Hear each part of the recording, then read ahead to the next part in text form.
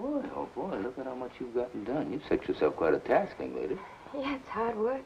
I've still got about 3 more pages left from the chapter I read Chris yesterday. You seeing him again tonight? Mm-hmm. Meeting him later at the library. Oh, you're spending quite a bit of time with Chris lately. I like him. Wasn't too long ago that you broke up with Rodney. Rodney has nothing to do with it. Are you sure? Are you sure you're not using Chris for your own needs? My needs? What needs? I think you ought to be able to answer that one yourself. No, I can't. You tell me. Well, you could be using Chris's obvious interest to get over your own feelings for Rodney. It's ridiculous. Now, don't tell me you don't find Chris's attentions flattering to you. I enjoy his company. What's wrong with that? Nothing. Absolutely nothing. As long as you're not leading him on. By reading to him? From Rulings of the State Superior Court, January 1930 to December 1950. Well, beauty is in the ear of the listener as well as the eye of the beholder, you know. You also know Chris is attracted to you. Why don't you just say it? You don't want me to see Chris because he's blind. Ah, don't make me out to be a hypocrite, Allison. No, it's true. You're like everybody else. You see Chris as some kind of freak. A blind law student who can play the piano. I see him as a normal young man, capable of the same normal feelings as any other young man, but with a very special problem. Do you realize how deeply you could hurt that boy? Chris is lonely. I'm lonely. We're friends, that's all. Well, suppose he begins to look at you as something more than just a friend. You won't. Allison, you know, ever since your experience in the hospital, you've had a way of wanting people and then of not wanting them. Now, Rodney was able to put up with it. Rodney never needed me. Well, I'm not sure that's true. However, that's not the point. The point is, Chris, if you're playing with his feelings... I'm not. Even without meaning it, then you're being cruel, Allison. You're being very cruel. Allison. Hello, Mother. Oh, sweetheart. Something's happened. Chris won't be able to meet you tonight. Why not? What happened? Well, I just spoke to Sandy Weber, and Chris had a fall. They've taken him to the hospital. The hospital? What happened? Has it been an accident? It seems it wasn't an accident. Sandy said that Ann Howard got him all upset and he fell off the wharf.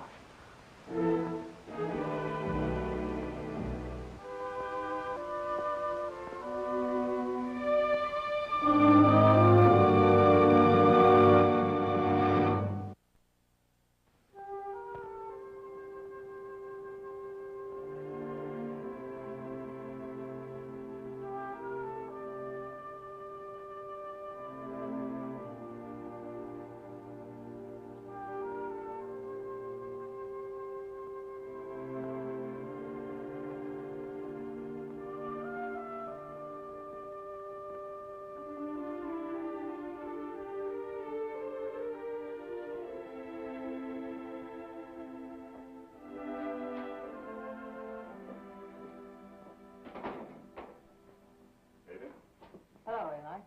Beer? Yes, indeed. Evening, Miss Howard. Good evening.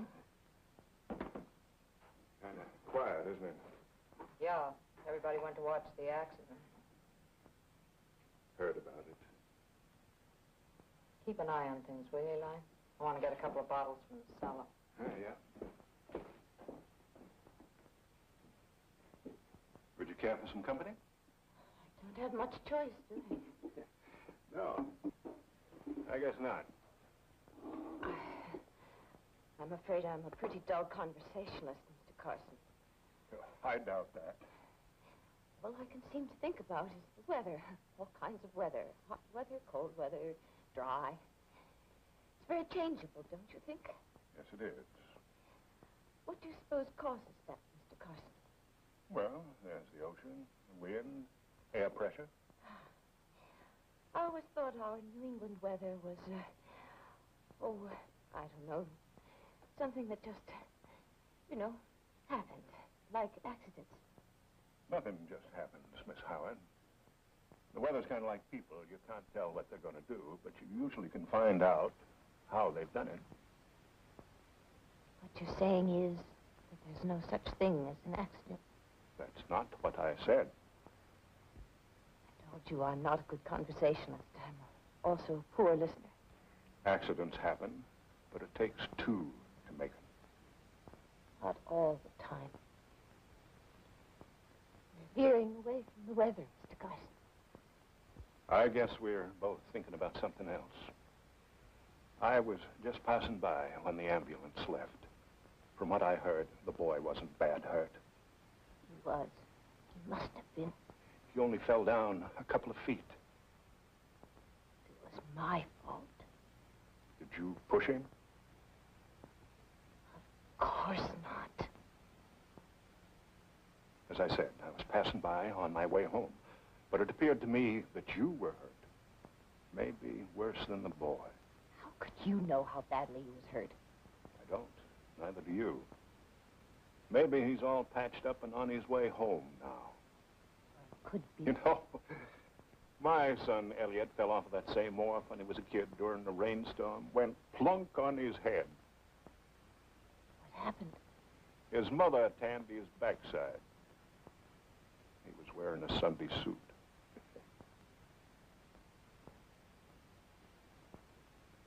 If only I could be sure that Chris was all right. Well, you can't do it staying here. You think I should go to the hospital? That's really what you want to do, isn't it?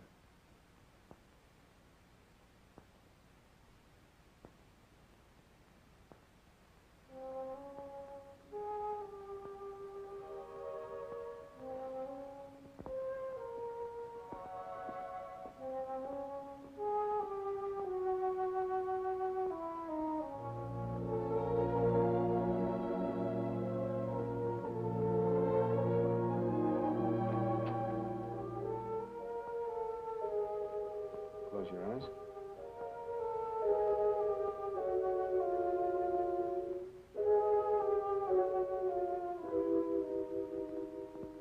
All right, you can open your eyes now. Move your head back and forth.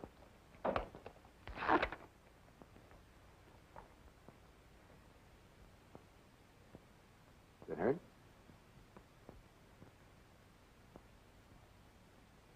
How about this?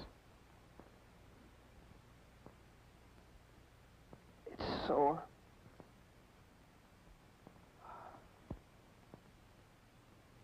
All right, Chris, you want to try and sit up, please?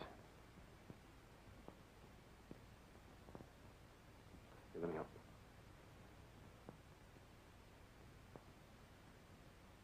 you. Feel any dizziness?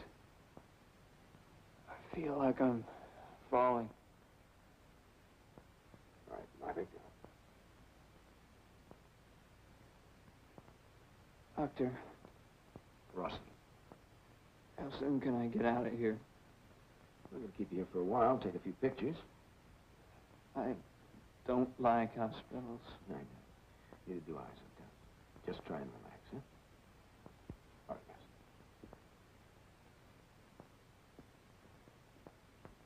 guys. Send up a couple of attendants to take Mr. Weber to X-ray, please. How is he? Well, we're going to keep him here for a while for observation. Concussion? The same routine they went through before? If he does have a concussion, it's a mild one. What happened? Well, I told you. Chris isn't as lucky as the rest of us. He doesn't always see who's coming up behind him. Well, just tell me your story, will you? No story. Ann Howard saw Chris sitting on the wharf, and she came over and bugged him. About what? The only song she knows how to sing. About how it wasn't her fault the first time. She came to him. That's what I said. Yes, but is that what happened? I was there. I saw it, Doctor. She badgered him until he couldn't take it anymore. Keep your voice down. Are you afraid the truth might hurt your ears, Doctor? It is the truth, you know. I mean, he got up and he tried to get away from her. And she followed him. She wouldn't leave him alone, so he tried to run. Are you trying to tell me that she... Pushed him? No, not this time. She's gotten smart. Only I saw it, this time and the last time.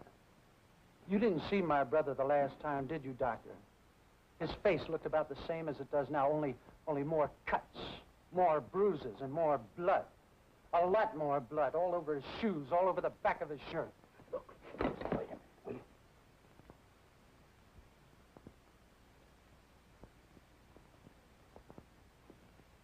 Well?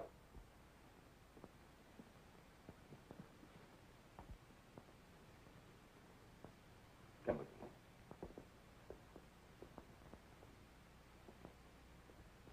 If you ever pop off like that again in this hospital in front of a patient, I don't care that your mother. I told you you were backing a loser.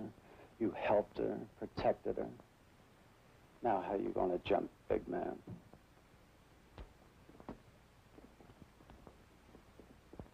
Wait. Chris, tell me what happened out there. I'm right here, kid.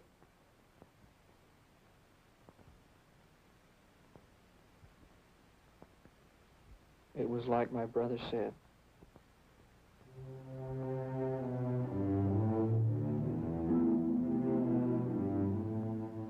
All right.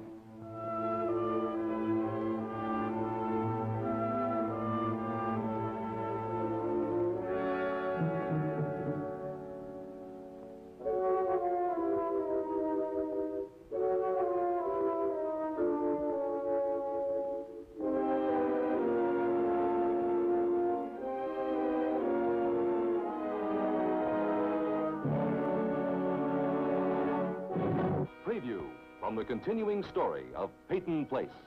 You'll have to face Steven, no matter where I am. And you'll face him with me. You must believe it. You've got to believe that I'm telling you the truth. You've got to. I want you to stay away from my patient.